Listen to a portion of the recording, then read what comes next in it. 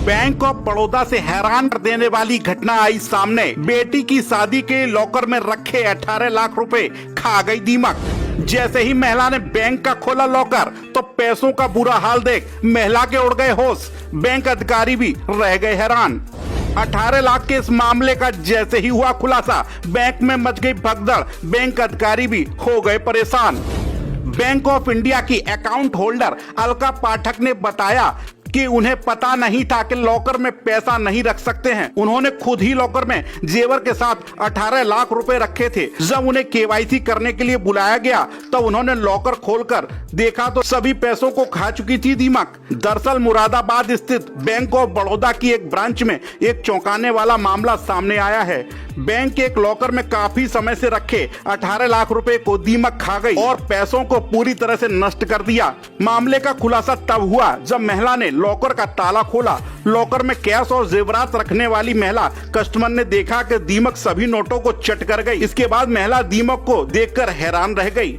शाखा प्रबंधक से महिला ने इस बात की शिकायत की तो शाखा प्रबंधक ने महिला को जांच का आश्वासन दिया। अब मामले की जांच शुरू हो गई है। दरअसल आसियाना की रहने वाली अलका पाठक ने छोटी बेटी की शादी के लिए जेवर व 18 लाख रुपए पिछले साल अक्टूबर माह में बैंक ऑफ बड़ौदा की रामगंगा बिहार शाखा के लॉकर में रख दिए थे। इसी बीच बैंक के स्टाफ ने अलका को एग्रीमेंट रिन्यूअल एवं केवाईसी के लिए बुलाया। अलका पाठक सोमवार को बैंक पहुंची तब उन्होंने लॉकर खोलकर देखा तो उनके होश उड़ गए। दरअसल दीमक उनके सारे नोटों को चट कर गई। इसके बाद पूरे मामले से बैंक को अवगत कराया गया।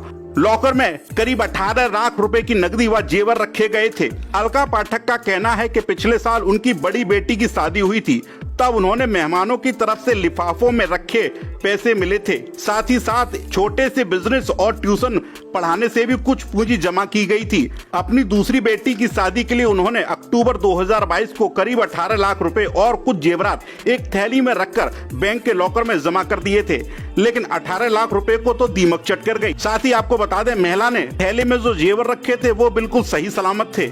महिला देखकर बहुत परेशान हुई।